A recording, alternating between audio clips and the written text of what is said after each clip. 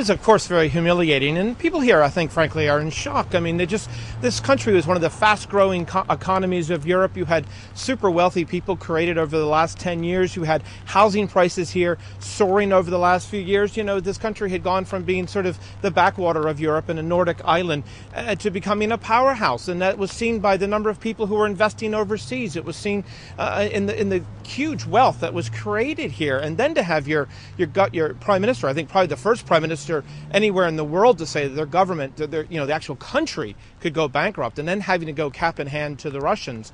And also, of course, now 2 of the 3 major banks here being effectively nationalized. And so the mood here is very glum indeed, Charles.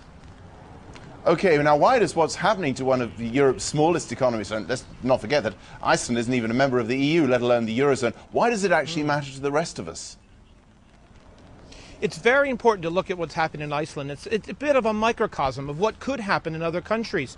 You had all this wealth getting invested in Europe. You had some of the wealthiest people in Iceland. They bought a football team in London, a soccer team. They had bought some of the big stores in London, many of them owned by Icelandics, and they were using this wealth here and investing in Europe. And now the question is, what's going to happen to all those stores? What will happen to some of those people if those companies get into trouble? And what a lot of people here were getting very cheap loans from the banks, and they were using that to buy houses here, and then they were using that to invest overseas and invest in Europe. And so when other banks around the world, foreign banks, refused to loan to the Icelandic banks, that's when the whole system started to collapse last week. Secondly, because people could get very high interest rates on savings here in Iceland, you had thousands and thousands of depositors in Britain investing in Icelandic banks. And that's because they could get such good interest rates. And as of last night, some people went on the internet and went to one of these banks and tried to get their money out, and they found out they couldn't get their money out. So it's affecting people in Britain as well